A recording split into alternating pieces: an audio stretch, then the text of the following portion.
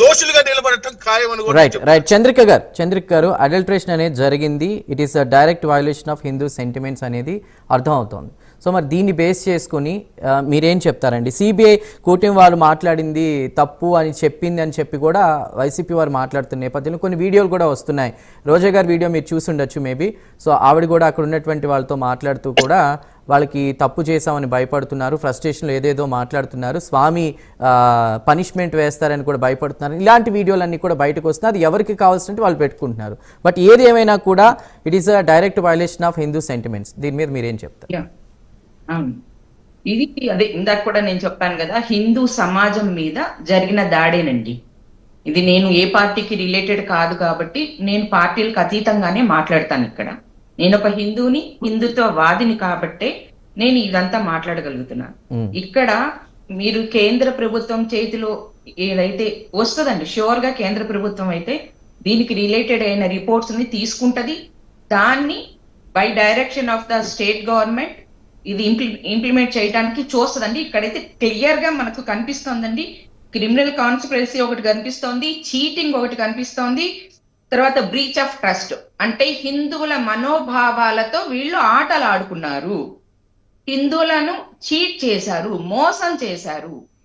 తర్వాత criminal conspiracy, దీనిలో ఖచ్చితంగా ఒకళ్ళు ఇద్దరు కాదండి, దరిదాపు 36 మందిని నిందితులుగా చేర్చారు. అంటే ఇది ఒక గ్రూప్ ఆఫ్ పీపుల్ చేసిన మోసం.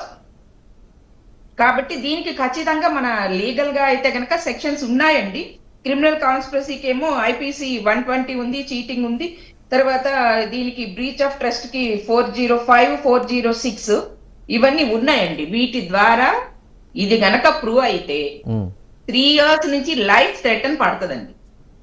ఓకే, ఇది చట్టపరంగా నేను చెప్తున్నానండి. కానీ సమాజ పరంగా వీళ్ళు ఫేస్ చేసే అంత అవమానాలు ఎవరు ఫేస్ చేయరేమోనండి. నిజంగా హిందువులకి కాస్త, అంటే నేను ఈ మాట అనకూడదు యాజ్ అన్ అడ్వకేట్, కొంచెం సిగ్గు అభిమానం ఏ మాత్రం ఉన్నా ఇంత చీట్ చేసి ఇంత మన మనోభావాలతో ఆడుకున్న వ్యక్తులను అసలు ఎలా క్షమించగలరండి? వాళ్ళని ఏం చేస్తారండి? వాళ్ళని ఫేస్ చేస్తూ, దట్ మీన్స్ వాళ్ళని సపోర్ట్ చేస్తూ అసలు ఎలా మాట్లాడగలుగుతున్నారండి? ఇక్కడ పందికొక్కు లేదు, యాక్సెప్టెడ్ దట్, బట్ ప్యూర్ గీ కూడా లేదు కదండి. ఆయిల్స్ కలిసాయని, పామ్ ఆయిల్ కలిసింది అని చెప్పి, ఇంకా వేరే కలిసాయి అని చెప్పి చెప్తున్నారు కదండి. క్లియర్ గానే ఉంది కదా నివేదికలో. ఇక్కడ యానిమల్ ఫ్యాట్ లేదు, ఓకే, కానీ ఖచ్చితంగా అది కంటామినేటెడ్ అయ్యింది కదా లడ్డు అనేది. రైట్, ఒక్కటి చెప్పండి. అంటే మీరు పార్టీలతో సంబంధం లేకుండా మాట్లాడుతున్నారు కాబట్టి ఒకటే ప్రశ్న అండి. ఇప్పుడు కల్తీ జరిగిన అంశానికి సంబంధించి ప్రతి ఒక్కరూ ఢిల్లీకి వెళుతున్న నేపథ్యంలో ఢిల్లీలో అసలు ఏం జరుగుతుంది? వివాదానికి ఫుల్ స్టాప్ పెట్టే ప్రయత్నం ఏమైనా జరుగుతుందని అనుకోవచ్చా? ఏమండి, ఈ పొలిటికల్ ఈ డ్రామాల్లో ఏది ఎప్పుడు ఎలా జరుగుతుంది అనేది కామన్ పీపుల్, అంటే నేను అడ్వకేట్ అయి ఉండొచ్చు, బట్ నేను కూడా ఒక కామన్ పీపుల్ కిందకే వస్తామండి. ఎవరు ఎప్పుడు ఎలా మారుతారు depend upon the political strategies. ఏం జరుగుతుంది అనేది ఎవరు చెప్పలేరండి. ఇప్పుడు అక్కడ మాట్లాడుతున్న పెద్దలైనా చెప్పగలరా అండి? దీనిలో ఇంత కంటామినేటెడ్ అయ్యింది అని అందరికీ తెలుసు, అక్కడ మాట్లాడుతున్న వాళ్ళందరికీ తెలుసు కదా. వాళ్ళల్లో ఎవరైనా సరే ఎయిదర్ చంద్రబాబు నాయుడు గారికి తెలిసి జరిగిందా లేదా జగన్మోహన్ రెడ్డి గారు చేశారా, ఎవరు చేసినా వాళ్ళకి శిక్ష పడుతుంది అని ఆ మాట్లాడుతున్న వాళ్ళల్లో పెద్దవాళ్లలో ముగ్గురు ఎవరైనా సరే చెప్పగలరా? తప్పు చేసిన వాడికి శిక్ష పడుతుంది అని ఎవరైనా చెప్పగలుగుతున్నారా? మీరు చేశారంటే మీరు చేశారని మాట్లాడుకుంటున్నారే కానీ మనందరం హిందువులం, మనందరం మోసపోయాము, మనందరం బాధపడుతున్నాము, మనందరం వీళ్ళని ట్రస్ట్ చేశాము, ఇలాంటి వాళ్ళని మనం ఎందుకు ట్రస్ట్ చేస్తున్నాము అని ఎవరైనా ఆలోచించగలుగుతున్నారా అండి? ఎవరు లేరు కదా. అదే కదా మన హిందువుల్లో ఉన్న ప్రాబ్లం కూడా. అది ఎందుకంటే యోగి గారు అసలు ఈ గవర్నమెంట్ కాదండి, ఇలాంటి కేసులన్నీ యోగి గారు గవర్నమెంట్ లో ఉన్నప్పుడైతే భలే ఉంటదండి.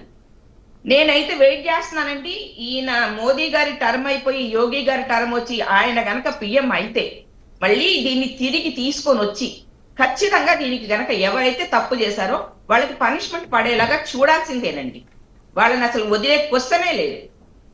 రైట్ రైట్ విజయశేఖర్ ఇది గారు ఢిల్లీ చుట్టూ రాజకీయాలు చేస్తున్నారు కానీ వీళ్ళు మ్మ్. అది కరెక్ట్ కాదండి. రైట్ విజయశేఖర్ గారు ఒక ప్రశ్న అండి. ఇప్పుడు ఢిల్లీ పర్యటనకి సంబంధించి చంద్రబాబు గారిది అంటే పక్క ఆధారాలతో దొరికేశారు, అందుకే వివరించడానికి వెళ్తున్నారు అక్కడ ఉన్నటువంటి పెద్దలకు అనేది కూడా చర్చ జరుగుతున్న నేపథ్యంలో దానికి మీ సమాధానం ఏంటి అండ్ మీరు చెప్పాలనుకున్నారు? కరెక్టే. ఈ రోజు మరి ఈ రోజు సుబ్బారెడ్డి గారు దర్యాప్తు మాటిమాటికి ఢిల్లీ సుప్రీంకోర్టు టాపిక్ ఆధ్వర్యంలో ఎందుకు తీసుకొస్తున్నారండి? మేడం ఈ రోజు సుబ్బారెడ్డి గారు దర్యాప్తు ఢిల్లీ టాపిక్ సుప్రీంకోర్టు ఎందుకు ఆధ్వర్యంలో తీసుకొస్తున్నారండి? జరుగుతుంది. రైట్ అదే దీంట్లో- క్వశ్చన్. ఇటు వైఎస్ఆర్సీపీ వాళ్ళు దీంట్లో కావచ్చు, సుబ్బారెడ్డి గారి దగ్గర